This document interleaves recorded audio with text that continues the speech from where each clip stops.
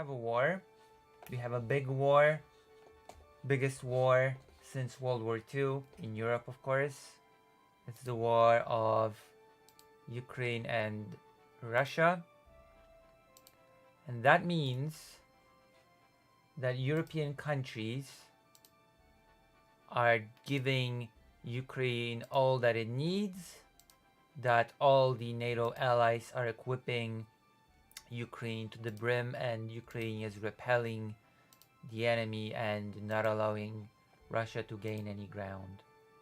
Because that is the responsibility and that is the obligation of the Western allies.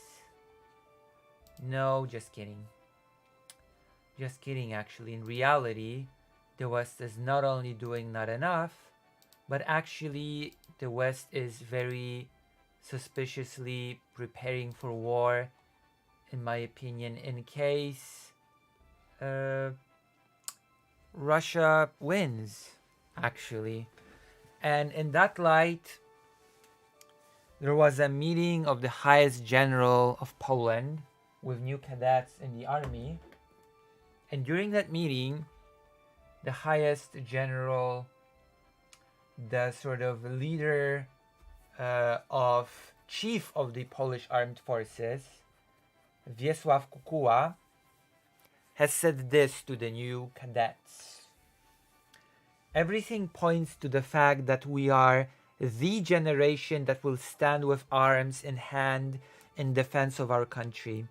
We have to build an armed force prepared for this type of action, Kukuła said on Friday, which sort of reads to me like, well, you know, it feels like this is the generation that's going to be invaded and you're going to be the ones defending the country.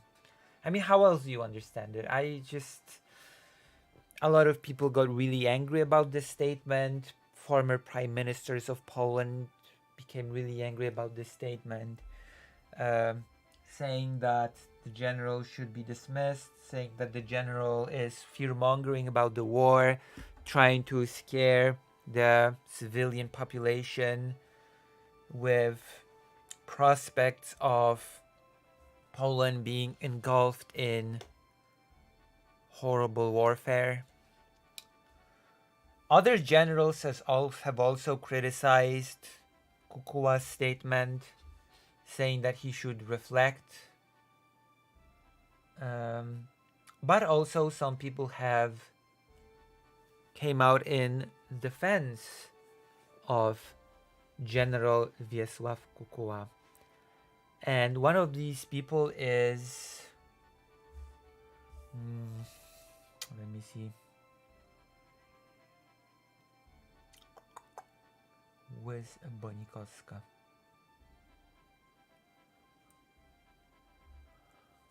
According to Małgorzata Bonikowska, president of the Warsaw-based foreign policy think tank, Center for International Relations, the general's remarks about the country facing an almost inevitable war need to be put in the right context. So according to certain people, according to people like the think tank president, the general has just been taken out of context, and we should just treat this as regular pep talk that is told to soldiers that are in training. You're the generation that will partake in war. It's just, I'm not sure I buy it, to be quite honest. It feels a little bit stretched, in my opinion. In my opinion, Europe is, in general, is dangerously preparing almost for Ukraine's possible demise. There's been a lot of talking in Europe along the lines of we must be prepared for war with Russia within 2-3 years. We must prepare for war in Russia. Even Donald Tusk, I believe, said some time ago that we are living in pre-war times. Like, and I have to say that this, I get sort of giving your soldiers in training a boost in morale, sort of this pep talk, You must be prepared for all situations. You must be trained to be able to defend the country. But there's, in my mind, a difference between that and saying, oh yeah, war is basically imminent and you'll be the ones to fight. Like, right? I don't know. In my mind, this goes a little bit beyond just pep talk and sort of um, goes in the it goes into the territory of, look, this might end badly and we should prepare for war. You know?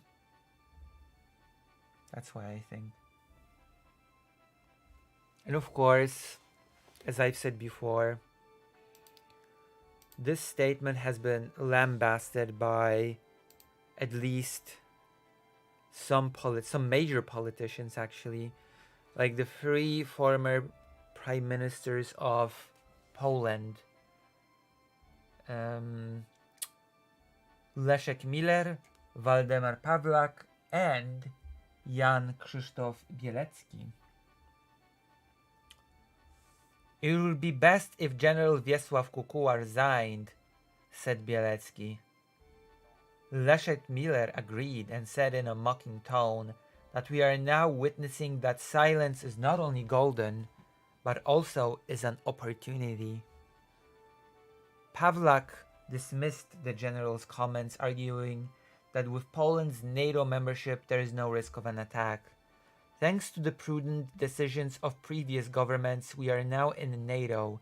In view of this, there is no risk of anyone attacking such a country, Pawlak said. Of course, I'm also a bit skeptical about this. Like, if it came to it,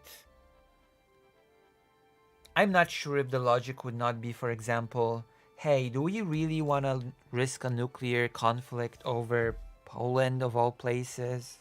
Maybe we should just accept that Poland is part of Russia's sphere of influence and just, I don't know, abandon it like we did in the good old days of the Cold War.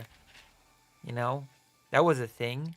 Remember, after World War II, when Poland was among the victorious countries and still was basically handed away to the Soviet Union as a trophy. I remember. I mean, I don't remember, because I was not alive then, but that happened. That definitely happened. Also, two generals responded to General Kukuła on Twitter. One of them said, people jointly responsible for the country's security should speak out appropriately to the place and circumstances, noted General Mirosław Różański, former Commander General of the Armed Forces. I count on your reflections.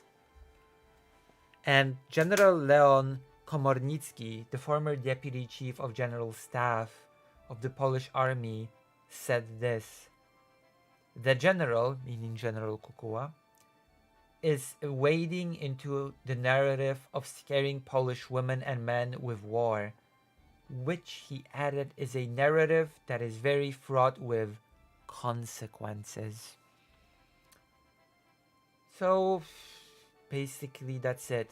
The Chief General of the Polish Armed Forces said war is imminent to the cadets, and it has sparked great controversy. It has sparked great anger among Polish politicians and Polish generals. So if this statement can be so easily just understood as, oh yeah, he's just giving his soldiers a pep talk, then why did it create such anger and controversy? I ask. I don't know. In my opinion, it's a little bit more than just pep talk, but it could be me. Maybe I'm mistaken. It feels like Europe in general is very annoyingly, I'm not even gonna say dangerously, but very annoyingly, has been for a while now actually, very annoyingly using this language of, we must prepare for war with Russia. We must be prepared in this amount of years. We must be prepared in that amount of years. instead of thinking Russia must be stopped in Ukraine, you know, in a meaningful way.